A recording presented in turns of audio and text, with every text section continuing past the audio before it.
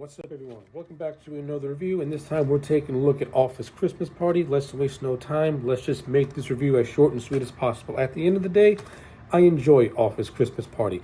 This won't go down as a comedy classic or something you're going to remember after you watch it, but it is a movie that is overall very, very solid, and it is backed by a very good and strong and very funny ensemble cast of actors. And that's the one positive I do have with this movie, that the the actors in this movie are very solid, and I thought the performances were a lot of fun.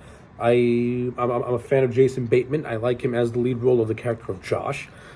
T.J. Miller, I've liked T.J. Miller ever since Deadpool, and he's plays the character of Clay. And the relationships and the chemistry between Bateman and Miller is actually really good and very, very genuine. They play off one another very, very well. Jennifer Aniston, who plays Clay's sister, she comes across as a good, ruthless, business bitch, who by the end of the movie kind of rediscovers her Christmas spirit in a way. So I thought she had a good, decent character arc. Olivia Munn, who plays the character of Tracy, she's also the love interest of the Josh character. No, I'm not the world's biggest fan of Olivia Munn as an actress. I think her acting could be a little stilted in a lot of ways, but in this movie, she wasn't that bad, and I do like the romance that develops between her and Josh. It actually was done really, really well without being too cringy with it. And you got other actors like Kate McKinnon, who plays this character who is in charge of HR, who is constantly on the run looking for things that are inappropriate. I thought Kate McKinnon's character was actually pretty funny, though she did have moments where it can get a little too annoying for my taste. But it wasn't like offensively bad or anything like that. But I mean, for the most part, her character was actually really enjoyable. Courtney B Vance is in this film. He plays a businessman that Josh and Clay are trying to get financing from, so that way that the work branch that they work at doesn't get closed down by by Clay's sister. I thought Courtney B Vance in this movie was actually really funny, especially when you get to the third act of the movie and he goes to the Christmas party and he accidentally gets doused with cocaine. He just becomes like this maniac who thinks he's Tarzan and does feel as shit. And he and Clay as party buddies is actually really funny. Like the brief montage scenes of Clay and the Courtney B Vance character acting like complete party animals during the Office Christmas party itself is actually really entertaining and very funny. And you could have easily gotten more mileage and more scenes out of it. Like the best part of this movie is the second act and the actual Christmas party itself, because it's just complete and utter chaos, and it's just like a marvel to look at.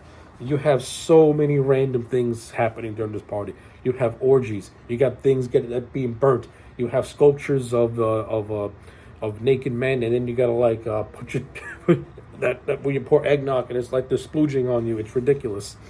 You have guys and girls, doing dick pics and photocopying their asses and dicks on paper. It's like utter chaos, but it's really, really fun. You also have like this guy played by Kareem Soule, who hires a prostitute to act like his girlfriend, and this is what leads into the third act of the movie, when the prostitute's pimp Trina, basically kidnaps the Clay character after it's revealed that Clay's sister had offered Josh a high position in New York, but Josh did not take that position. But the reason why Clay and Josh have a falling out was because even though Josh didn't take the position, he also didn't reject the position. So this kind of feels like betray for the character of Clay. So he gets himself all kinds of fucked up. Hooks up with the pimps who try to rob him of $300,000 until Josh and a great gang of people, try to find him and bail him out. And this is what leads to a third act that does not pay off a joke that was set up early in the movie, which is a Fast and the Furious joke about jumping the Chicago Bridge. That was actually a shame, and it would have been cool to see that, but we didn't get that. And that setup did not have a satisfying payoff, to me at least. And look, if you're gonna go all out, at least go all out. Like, you set it up early in the movie of Clay being a fan of the Fast and Furious movies and him wanting to jump the bridge. You could have just had him jump the bridge and have it be an epic, half a fail. I think that would have been hilarious to see. That's just me personally. Honestly, truthfully, I think my biggest complaint with this movie really is the third act with the whole pimp thing. I thought that was just completely just stupid and useless. And there are certain other characters in this movie that I didn't really care for. Randall Park plays a character who at first he comes across as a nice guy, and then you find out that he has authoritarian issues when he's calling Vanessa Baier's character like mommy and acting like a baby. That's just not funny. That was just weird. I didn't care for that. Though I do like the running gag of one guy of the customer service guy, you know, and the human resources girl played by Kate McKinnon having their scenes of friction here and there, and also a sense of sexual tension as well. You know, that should have gotten more of a bigger payoff to me as well.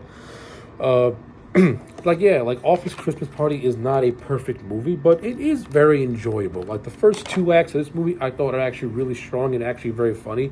The third act, it's not horrible, but it plays like an entirely different movie to me, at least, and it kind of loses the sense of the Office Christmas Party vibe that it was going for. This whole movie should have been set inside the office with a bunch of lunacy just happening. This movie should have been like Office Space, only ramped up to 11 with a Christmas party with a insane Christmas party vibe to it. But for what it is, I'm going to give this film a solid 6.5 out of 10. I overall enjoyed it, and I like it, and I recommend it if you want to watch a quick comedy. So, yeah, those are my thoughts on Office Christmas Party. Let me know yours in the comment sections down below. Like the video and subscribe, and I'll check you back next time for more.